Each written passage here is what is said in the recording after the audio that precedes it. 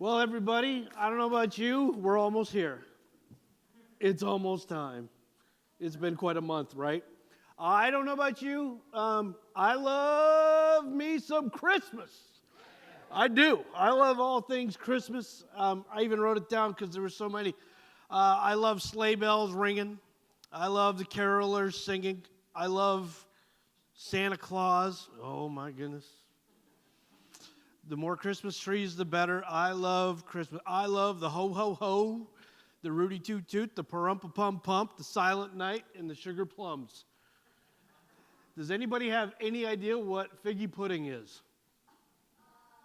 I don't know either. Okay, that's good to know. I don't complain much about crowded shops. I don't grumble about jam-packed grocery stores, at least not too much. I like it when the flights are full, when the restaurants are packed, because I just love all things Christmas. I do. I enjoy all that. I even like the bad guys on Christmas. I love Scrooge. I love the Grinch. I love Cousin Eddie. And if you're like me, you really love Hans Gruber from the greatest Christmas movie of them all, Die Hard, right? The villains are awesome. I love the tinsel, the Macy's balloons, the mistletoe kisses. I love the mistletoe kisses. The holiday snow, the warm winter clothes that I'm sweating in right now. I love Rudolph's red nose. I mean, I just love all things Christmas. And you know what my favorite part probably is singing Silent Night by candlelight. That's probably one of my all-time favorites of the entire season. Tonight is one of those nights that we circle on the calendar. But if we're honest, the days leading up to Christmas, as we've talked about in the last few weeks, are kind of crazy between shopping lists and school programs and family gatherings and travel plans and broken plans and all the moving parts and all the tabs are open trying to figure it all out. It was just difficult to even get here today, even with the art that floated by and all the rest with the weather, oh my goodness, and trying to get off of work to be here. You guys all did a great job. I know it was challenging. You did a great job. And then suddenly it's Christmas Eve, and here we are, and we get to kind of come up for air. It's just been a lot. And if you're like me, you realize that the Christmas Eve time, it really is a lot like the original picture of Christmas when Jesus was born. When you talk about that story, you really think about it, it's a story about this young girl who gets pregnant, and then she has to go and tell the guy that she's engaged to that it was God that somehow did this, and he's like, you got to be kidding me, and I don't believe you at all. In fact, he wants out of the whole engagement process, and then he has this angel kind of vision thing that happens to him and convinces him that she's okay, and everybody's talking about it in the town. Everybody knows that something's going on. There's a whole lot of weirdness happening here. It's kind of a Jerry Springer moment, and they're like, oh, did you see that? Did you hear that? Did you hear the story they're telling? Like, that's crazy. And then just to make matters worse, suddenly big government shows up, and they decide, we're going to tax you guys even more. But in order to tax you, we need you to go back home to the place you were born so we can have a census, so we can count all the people, so we can give you extra taxes. So he's got to go all the way back with Mary to Bethlehem, 90 miles, with a very pregnant wife. We mentioned this on Sunday, but if there's anybody pregnant and you get to sit on a donkey for 90 miles to Palm Springs, how's that going over? And then finally we get to the nativity scene. And, you know, it's funny because I think churches and Christmas, we just think of it as this beautiful, peaceful moment, but I don't think it was. In the nativity, we have they're in a barn, and we have a horse. Are there any kids in the room? What noise does a horse make?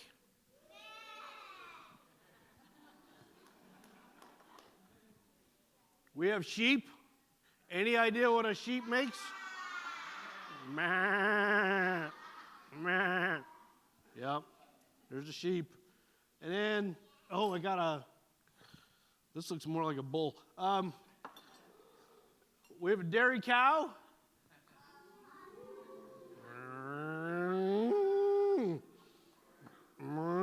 grab the back of their tail and give it a good pull. That's right. Here's the one. I didn't know what this noise made. This guy showed up a little bit late, but they did make it eventually. And he's riding a camel. What in the world does a camel noise make? What's that? Patooey? Oh, like a spit? A patooey, really? I don't know. I've heard like loud, like some weird noises. It's family service. We can make some weird noises in church this afternoon. We're allowed to do that. So you got this barnyard thing happening. If you've ever cleaned a barn, you know a little bit about how it probably smelt, and that wasn't great either. That must have been horrendous. And then you got this baby that shows up. I don't know. I've spent a little bit of time at Sharpberry Birch for my wife as well as for some other people, and I've walked those halls, and I want you to know that is not a silent night. I've heard the labor pains. I've heard what's going on. Yeah, I'm not going to talk too much about it because some of you are getting ready to deliver. I heard it's easy, so it was anything but a simple, easy, calm moment. And the reality is, that's a lot like our lives, right? When you think about the first Christmas, it really wasn't silent night. And yet, that's where Jesus shows up. In the midst of the crazy, in the midst of the chaotic, in the midst of everything that's going on, in the busyness, in the messiness, in unpredictability. And even some of you in the room right now, you're like, this has just been nuts, even trying to keep it together with the kids and everything. Why in the world would you do a family service? I know, it's a little crazy. We just want everybody to be together, but you're doing a great job. But even in all the insanity and everything that's going to happen, Jesus shows up in the midst of it. And we call that the Advent, the arrival. And that's why we light the Christ candle this evening, to remember that. It's all about this great anticipation that Jesus was going to show up and change everything. When I was a kid, I didn't know a lot about anticipation. I don't think I understood the word, but I knew what it meant, because when it was Christmas Eve, me and my sister, we were so excited about Christmas Eve because we could not wait for Santa. That was our deal. And I remember we would leave church, we'd finally go home, we'd go have dinner, Dad would turn on the TV, and the first thing we saw when I was a kid, there'd be this news report that would break in, and there'd be like, yeah, we've just discovered, NORAD has discovered there's a little red blip, and we think that maybe it's Santa Claus. And we're like, oh my gosh, it's happening.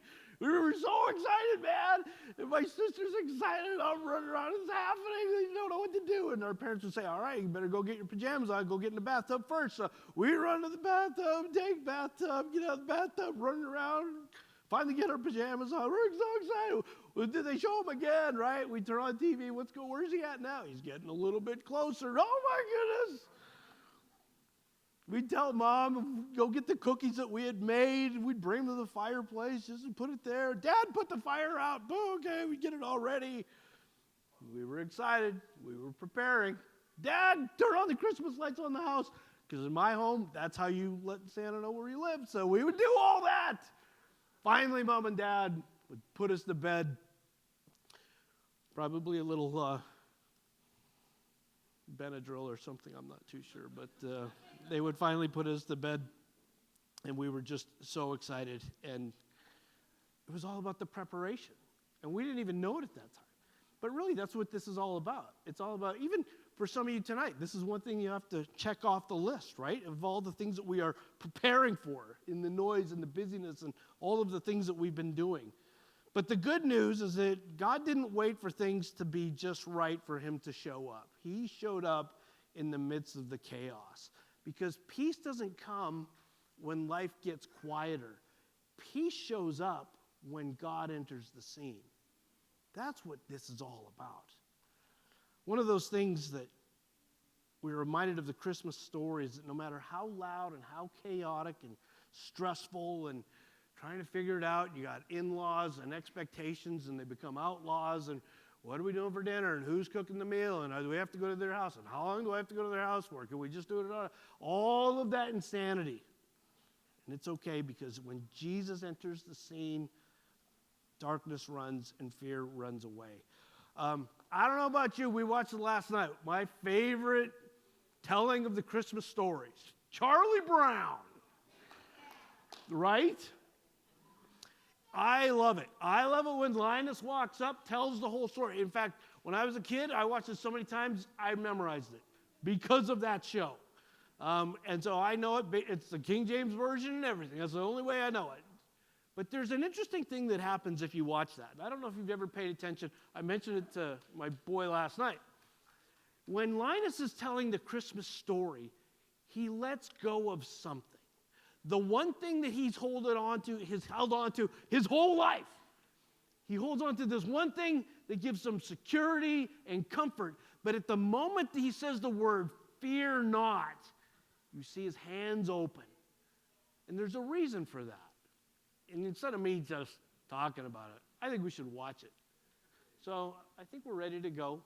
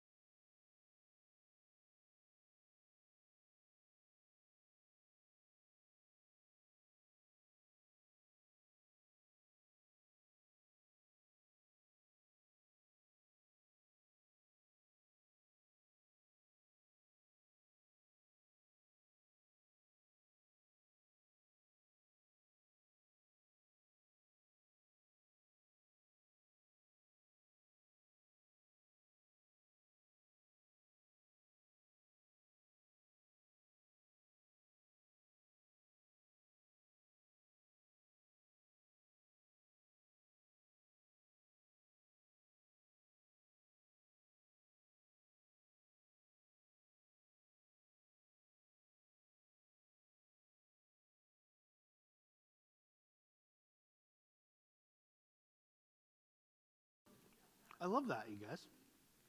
I will probably show that every Christmas Eve. Is that right? Yeah, me too.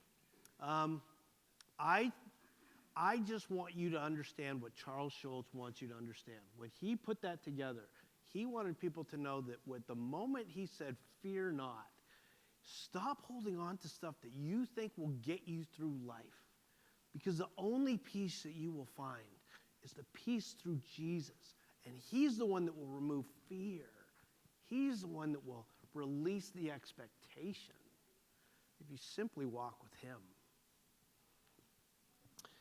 In Isaiah, the scripture reads, "And behold, the people walking in darkness have seen a great light. Of those living in the land of deep darkness, a light has dawned. For to us a child is born, to us a son is given, and the government will be on his shoulders, and he will be called Wonderful Counselor, Mighty God, Everlasting Father, and Prince of Peace." My hope this evening, as we walk out of this room in just a few minutes, is that even in the chaos, you'll realize that Jesus entered the scene to release you from anything that might be binding. That if you simply draw close to him, he will give you the peace that will last for eternity. All right? Let me pray. Heavenly Father, it is a privilege that we can be here this evening, that we can kind of kick off our Christmas Eve together as a family and be reminded of how good you truly are. Be with us as we worship you, even this evening. Be with us as we're having fun with everybody. I just pray that all the folks here see you, maybe in the lights of their kids' eyes,